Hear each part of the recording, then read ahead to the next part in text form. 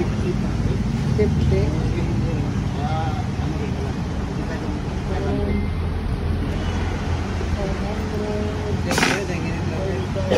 Ayun o, hydraulic o. So anong tawag dyan kuya? I-crimp niya? Crimping machine na sir. Crimping machine?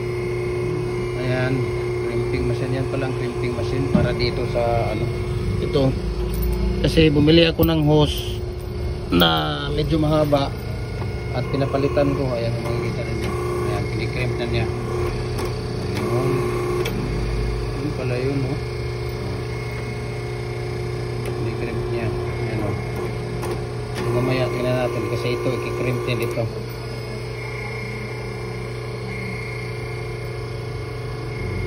Na-crimp na yun kuya?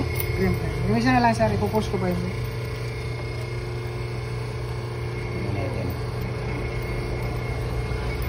So ang tawag niyan, crimping machine. Sir. Ayun.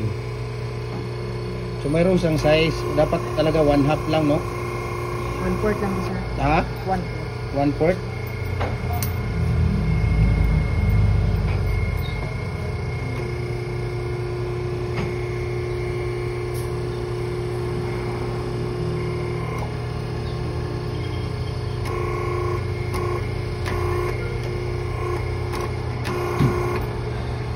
Crimping tayo dito ng ating hose, no? Itong hose na to, yung acetylene hose natin, bumili tayo ng mas mahaba at pinapakrimp natin, pinapakrimping natin para mahaba yung ano. Ayan. So nandito si kuya, siya yung nag-asikaso sa atin dito.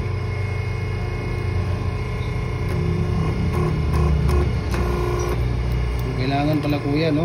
Magaling ka dyan kasi pag hindi makikrimp siya ng ano, no? Kapag ko sir, pag nasobra. Pag nasubrahan? Sira ko sir, pag nasobra. Masyado.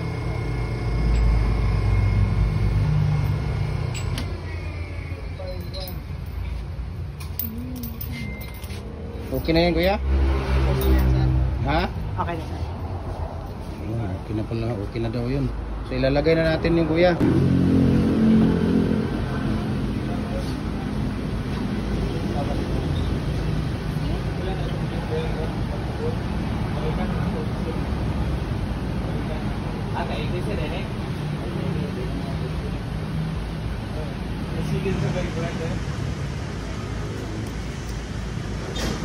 Plus mo na no? 1/4.